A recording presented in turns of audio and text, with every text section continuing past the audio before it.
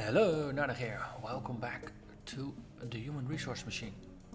So, last episode I concluded with level 19 being half finished.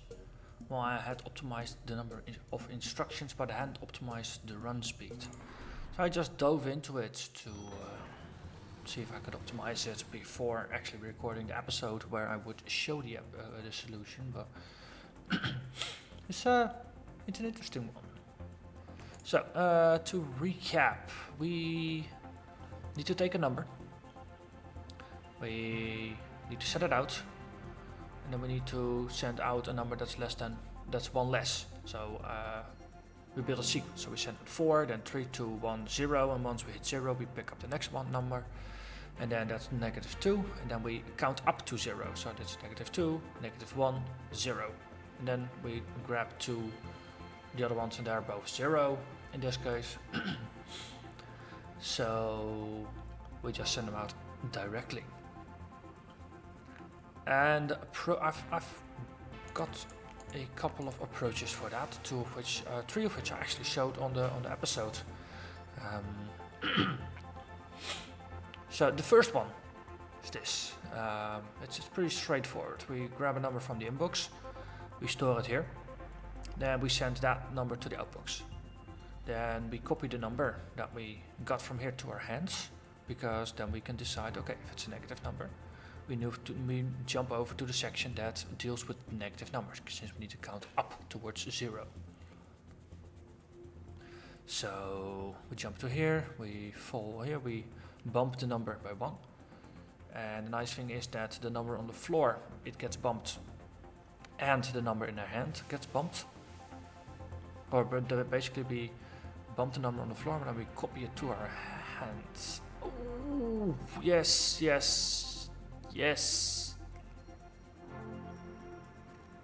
That's the trick.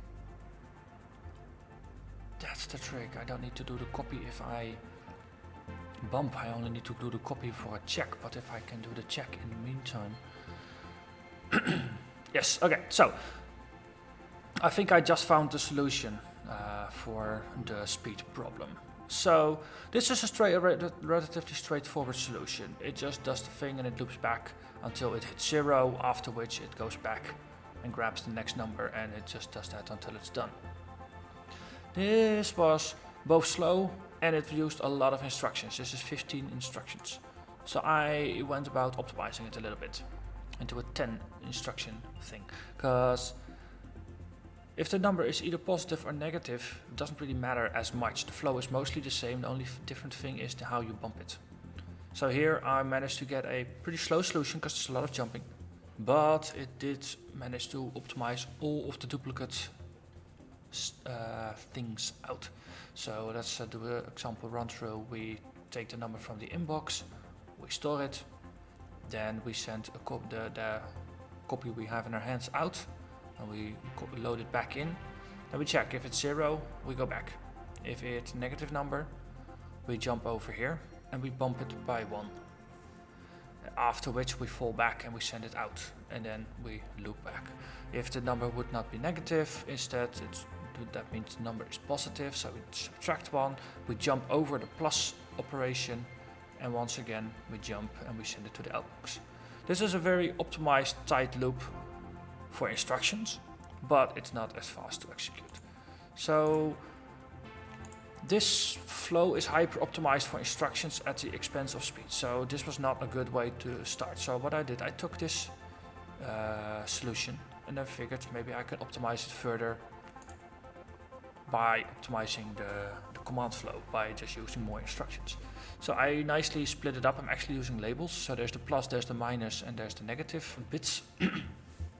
One of the things is, if a number is 0, there's no need to, if we know it's 0, then there's no need to pick it up afterwards, because we no longer need to bump it or anything, and we don't need to compare it. So let's see, the main loop is here.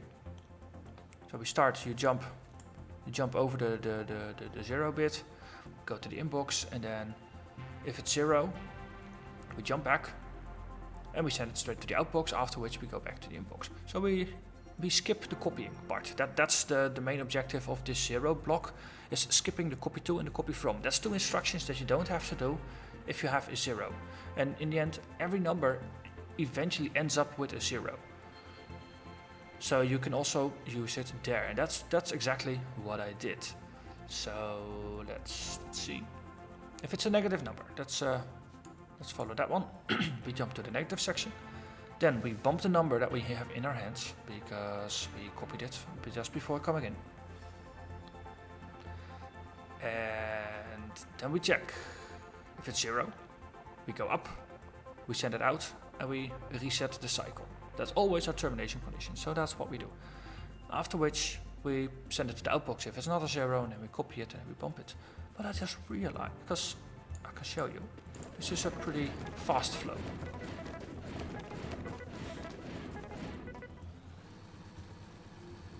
And also I moved to storing it there, so the loop is a bit faster just for walking. It doesn't have any impact on the steps. But I managed to get it from over 100 to 94, but I still need to get rid of 8 more bits. And I think that's what I can do by getting rid of the copy froms.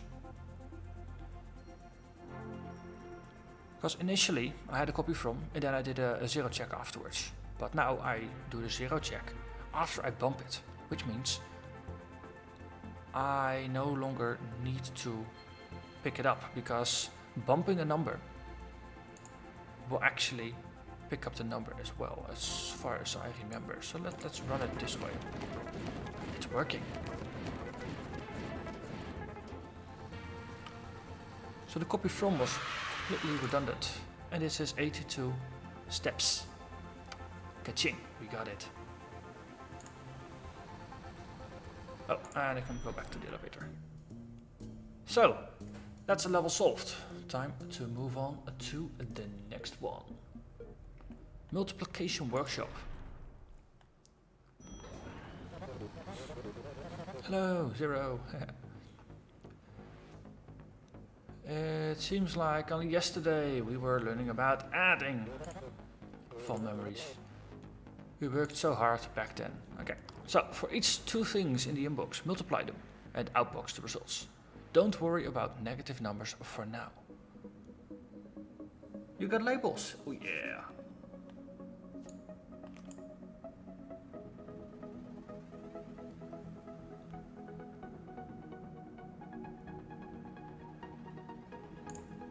Cool.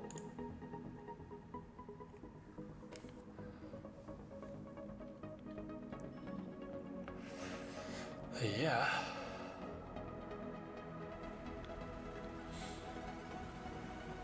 So let's see, what do I remember from multiplying by using addition?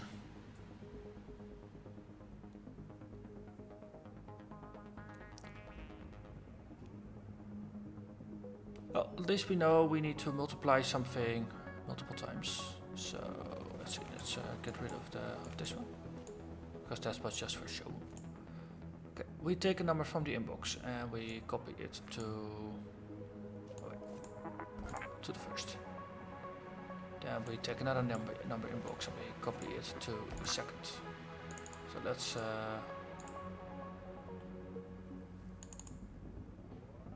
okay, oh that's 0, sure. Okay, so let's call this A. Oh, yeah, I can't actually type, so we just label it. Okay, so the sum here is to multiply number A with number B. All we can do though is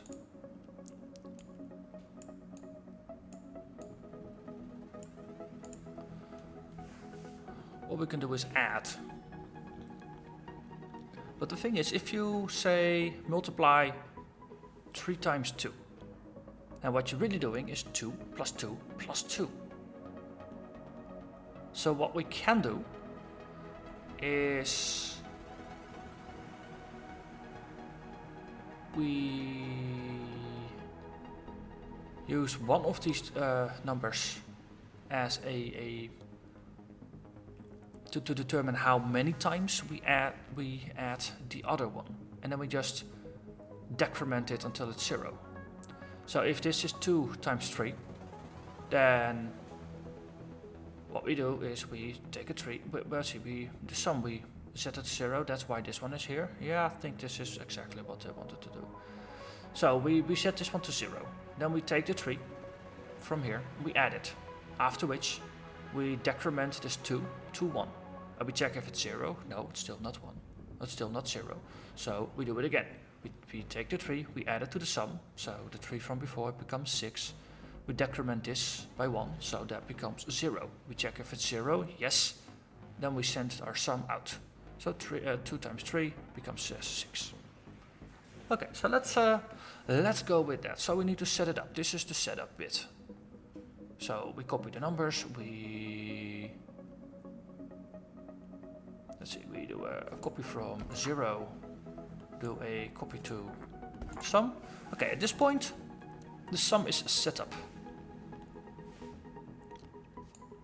So then we need a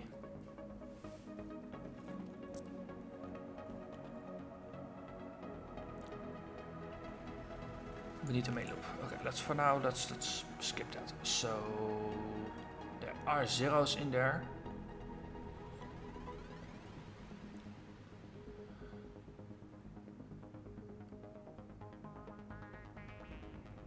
Double check.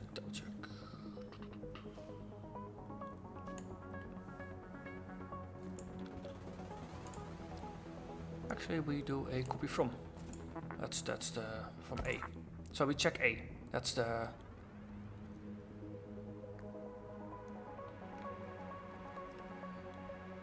actually maybe if we rearrange things a little bit. So let's see. We 0 the sum first. Then we read the value into B. And then we read the value into A. We are actually, let's keep that one nice and clean. So let's use B for our multiply factor thing. So this way, after the setup, we read A, we 0 the input. Actually, I like to have it nice and tidy. So we 0 the input, we read A, we read B. So we are holding B in our hands at this point. That's the important bit. And so if it's 0, we are done. Let's do a classical setup loop. Do a copy from the sum, and we send it to the outbox. So this is clearing this is just storing the sum. So if the B is 0, well, anything times 0 equals 0. So it doesn't really matter what was in A, as long as B is 0, we can instantly flush the sum. So this way we have our terminator. So this is where the loop gets back to. So then the next thing we do is we negatively bump B. Actually, maybe it's better to do a copy from A. We do an add on sum, and then we negatively bump B, because then we are still holding the value of B, and we can do a check again. Could it be this simple? Let's have a look. Oh, we clear it. We should put a 0 down. Okay. First number 4. Second number 3. Okay. We store 4. Oh, maybe it's actually useful to store the sum. So after we add the sum, we store the sum. Okay, let's try this one again. Sum 0. Take 4. Take another 4. we write it down. Okay, so we dump this, yes. Bump it to 4, add it, makes 8, save it, okay. Bump it. So far so good. Now we have to see if our termination condition is good, because we were doing 4 times 4, that has to make 16. Boom.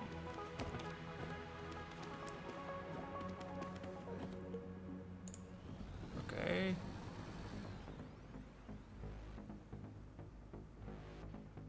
Maybe if we are done. We need to actually send the sum out. Do it slightly faster this time. Okay, back to here. 24. Yeah! We got it.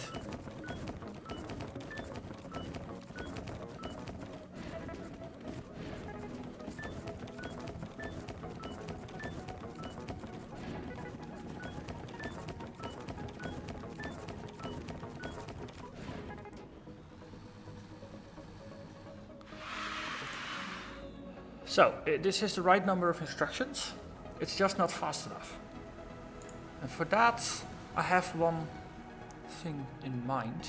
Because currently we are doing a very naive approach. We just take 2 numbers and we pick any of the 2 as the factor that we use to iterate over. So for example, 8 and 3. We could do 8 loops of adding 3 to 0. That means we have to run around 8 times. We could also take the smart approach and only do 3 times 8, because then you only run around 3 times. It saves a massive amount of time, but it only matters if the number of instructions you save, because in this times it's 3 loops versus 8 loops, so there's a difference of 5 loops. If you can use less than 5 loops worth of time in order to figure out which one of the 2 is the smallest, then that's gonna help you. So let's see, let's take this solution and we save it. Let's see if we can use some of the other slots to help us determine which of the 2 numbers, A or B, is larger. And then, because currently we iterate over B, so B has to be the smallest. So if A is larger than B, we need to swap them around. That's probably the easiest way to do it. So let's dive into that and see if that matters.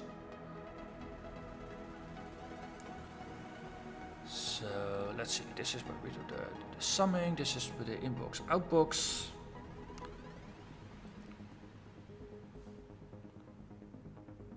Okay, so in between here, we need to do the shuffling. So that's in between here.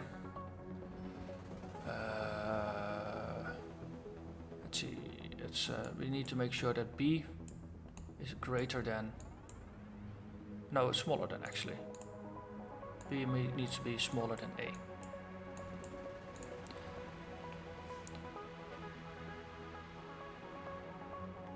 Okay, so how do we do that? Well, we have both of the numbers stored. That's the important bit. We're still holding B.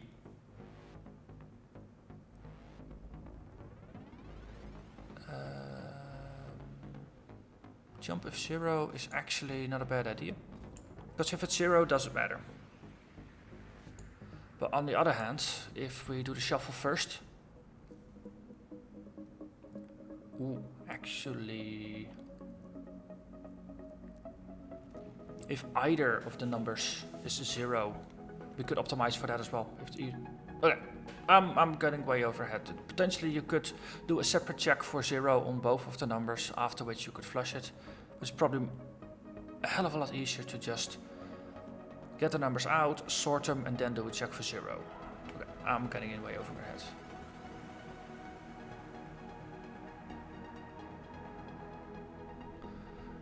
Okay, we're holding B. If we subtract A and we get a negative number, then we know we are good. Because then A is larger than B. Otherwise, we shuffle. Yeah. it would actually break in case of same numbers. We would do the shuffle as well. So ideally you want to do A minus B, and if it's negative we swap them. Let's do that. A subtract B, and if it's negative we swap.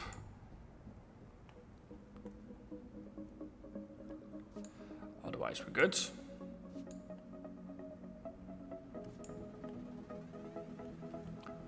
Okay, so what we do here is we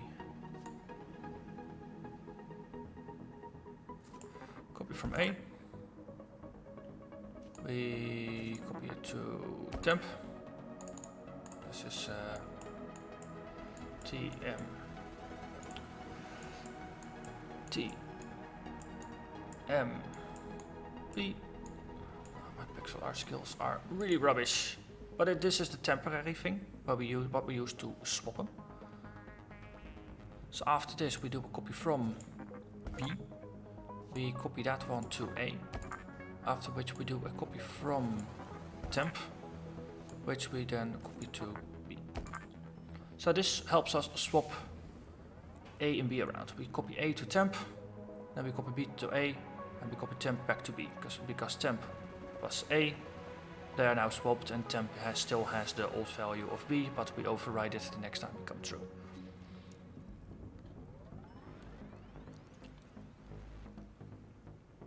Because this is 6 instructions that we don't want to execute in case the numbers are the same. That's why the shuffle before might actually not matter too much. Okay, and we need to end it with... actually this makes sense, because in the end we copy the value to B, so we're holding B, which is the thing we use to judge if we have a 0 or not. So let's run this. Okay, this one is properly set up, and we instantly go. We completely skip this shuffle bit.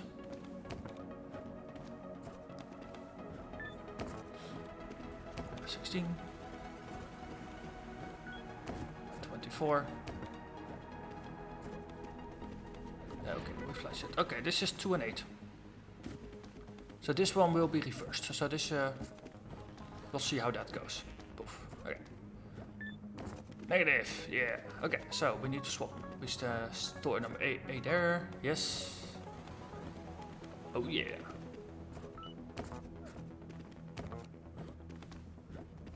This seems to work.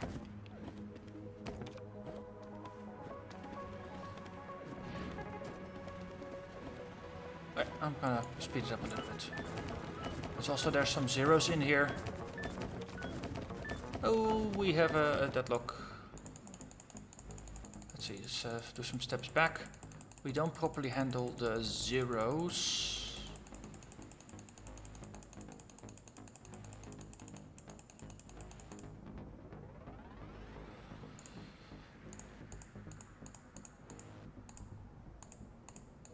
Let's go back. Okay, so we have 4 times a 0. Let's play this again at normal speed. We store 4. Yes. We store a 0. Yes.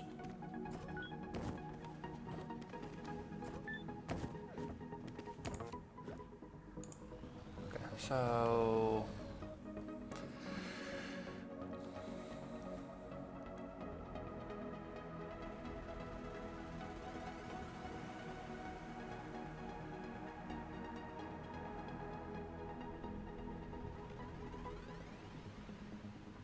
how is this a thing?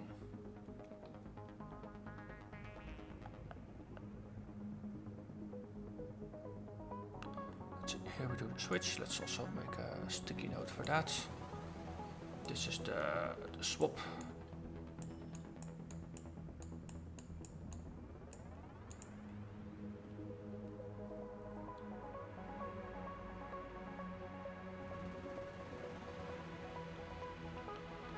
We have a jump of 0 here.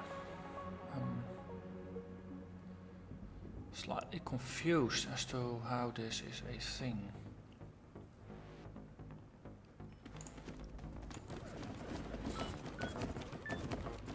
To a solution which has zeros in it.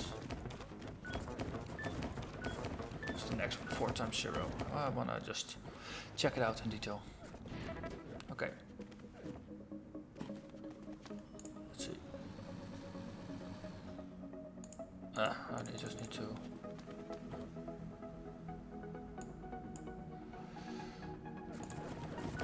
Don't actually use the pause things a lot. Okay, 8 times 0.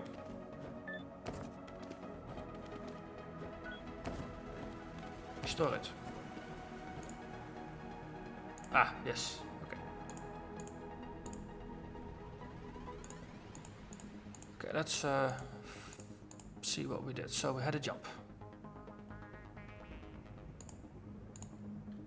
Okay, so in this case we subtracted 8,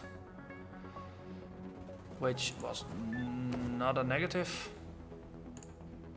So we jump. Ah! Okay, so in case we don't switch, we actually hold the difference between A and B rather than a copy of B. So if it's not a negative, before we jump, we need to read B. Otherwise, our 0 check here is not going to work. That's the thing I overlooked. So we do that. Here we copy B. Then we can actually run through at maximum speed, and once we get a 0 again, we'll have a look at it.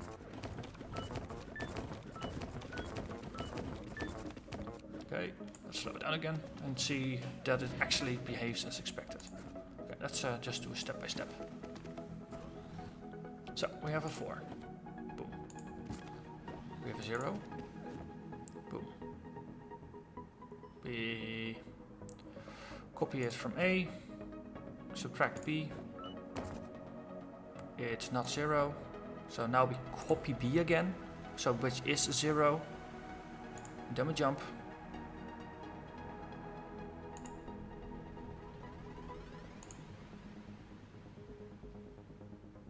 Then we jump if it's 0, which it is.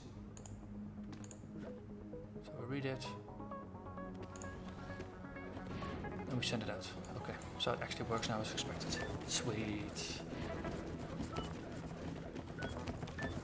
Let's see how this rates on the speed scale.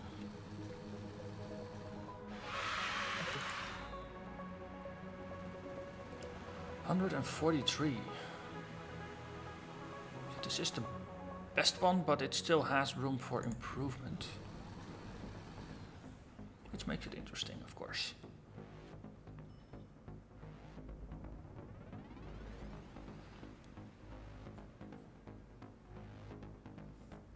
There is quite a number of numbers in the input. So the entire pipeline helps. What was our first run through again, speed-wise? Just to see how much we actually saved.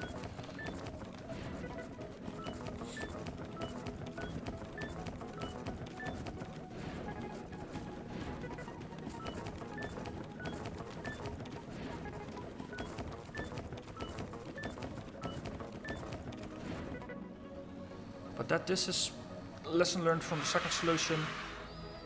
You need to make sure that if you have loops, that the conditions at the end of the loop are always what you need them to be. So 160. So we went from 160 to 143 at the expense of 11 extra instructions.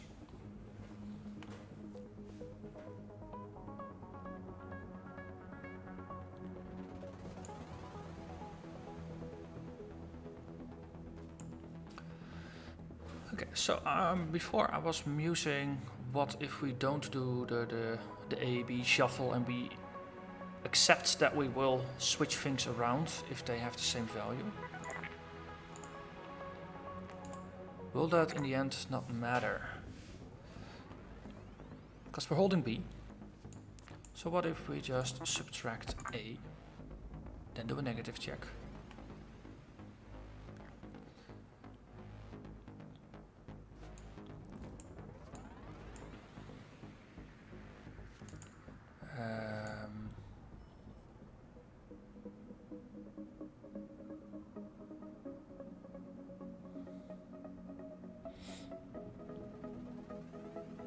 this is getting slightly confusing.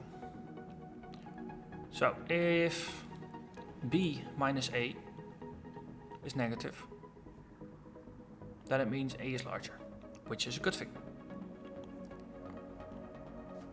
So then we can skip this entire thing. And we do a copy from B. And then we dive straight into the jump if 0.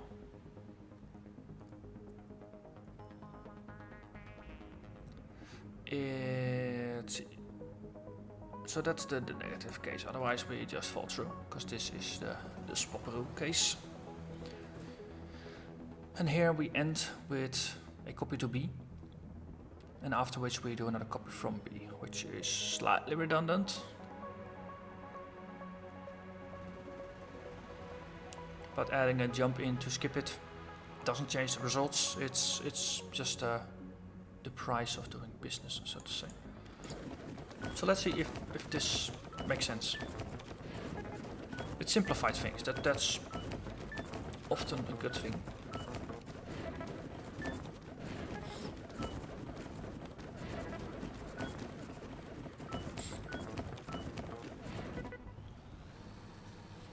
Let's see what we got.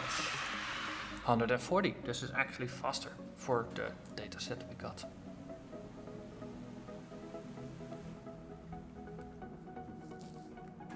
Main reason probably being that there's just less overhead in general, because there's no swapping of A and B, or no picking up of A, negating B, and no jumping, so we save a couple of instructions every single input run.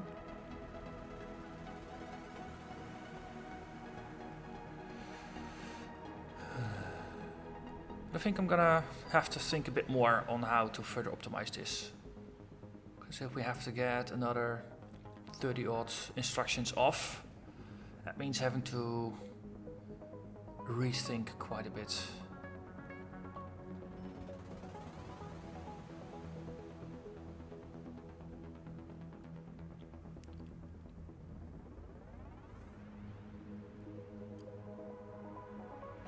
Or am I overlooking something in the swapping here?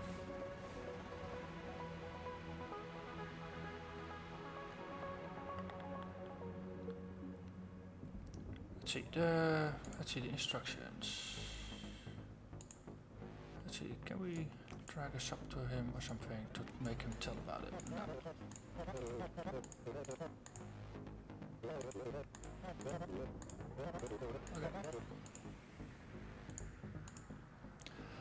Okay, we'll just have to check it out.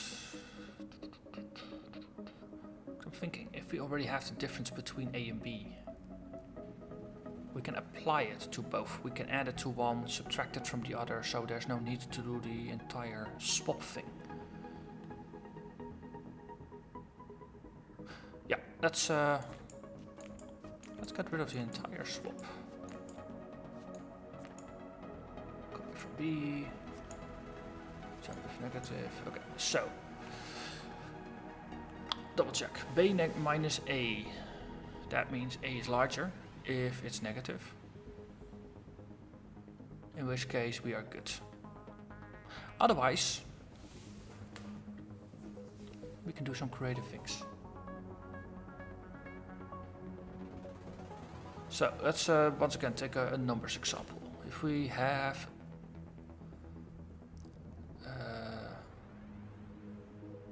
2 and 7, let's see, 2 and 7. So 7 is not smaller than 2. So we have 5 as a difference. So if we apply the difference of 5, if we subtract it from 1, so subtract it from B and add it to A, then we switch it around. Yes. So we can add it to A. We can subtract it from B. And here is the thing what I was wondering about. If you subtract something, do you actually pick up the value or not? I think you did.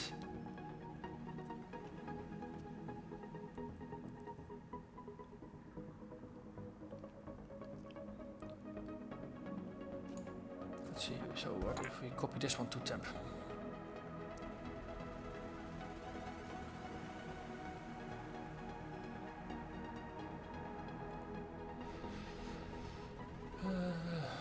Let's step over this one for a bit. Okay.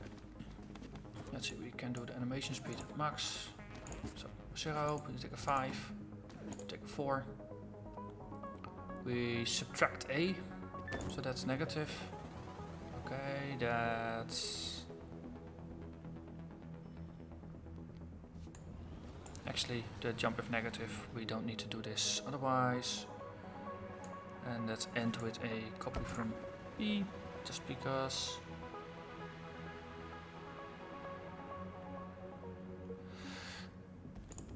Let's just fast forward until we get a relevant example. Seriously, none of them are so far. Yeah, the last one, 1 and 6, they need to be reversed. Well, 0 and 7 as well, actually. Okay, also we have a negative B. Yeah, okay, this is okay, things up a bit. 4 and 4.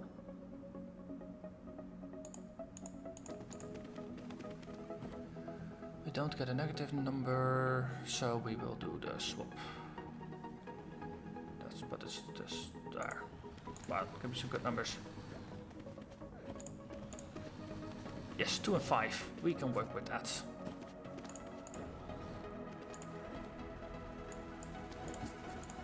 Okay, we put 5 down, we subtract 2, that's 3. So we need to add 3 to A and subtract 3 from B. Question is, does this work as expected? It's not a negative, that's good. So we store the 3 here, we add it, boom. And then we hold the number. So we need to write it. That's what I was wondering about. Yeah. So then we need to copy from temp, sub it, copy it to B, and then we no longer need to copy from. So we do the switch was slightly different.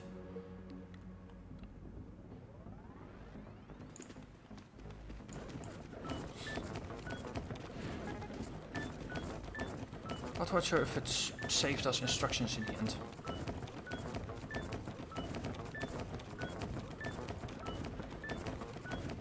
Also, we have a negative number here.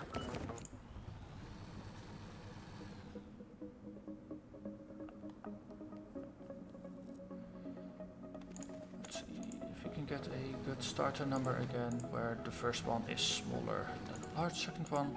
We can't.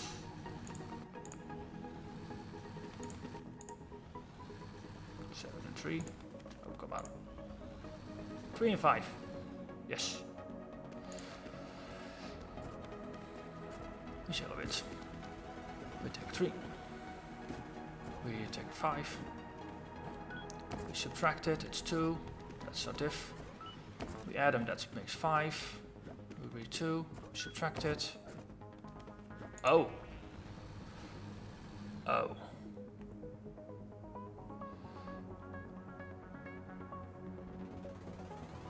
Yeah, okay, so that's the silly bit. So after we are done with A, we need to copy from B, then we subtract temp, and then we write it out. So I reversed the order of operations.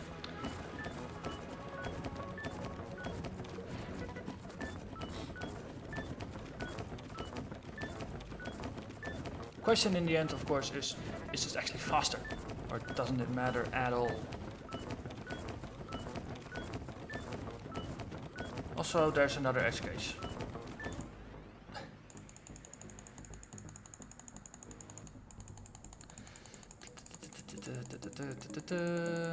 I want to see what the input values were before the loop started. Almost there.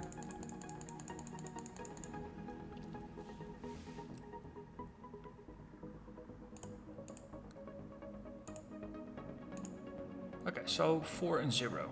That should be a cakewalk. 0 the sum.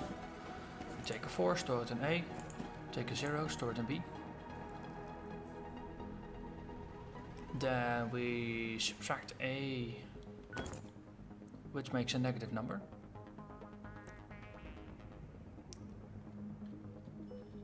Which...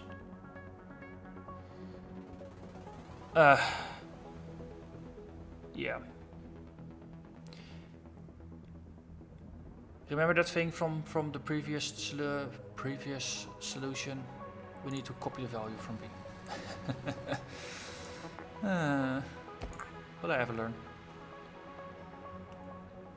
Because if we're still holding the difference, then we judge based on a number that's not B. Right. So we always have a redundant B value.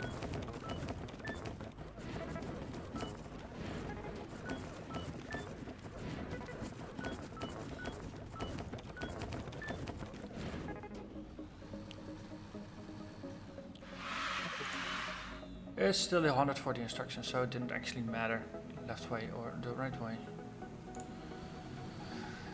Okay, well that's it for this episode. I'm out of ideas on how to optimize this one. So if you watch me stumble through this for the last half hour and you were shouting at your screen like, do it this way, please do leave a comment, help me out of my misery. Or help your fellow watchers out of their misery if they want to know as well how to solve this. And yeah, I'll be back in a few days with another episode. So thank you very much for watching, and I'll see you next time. Bye bye.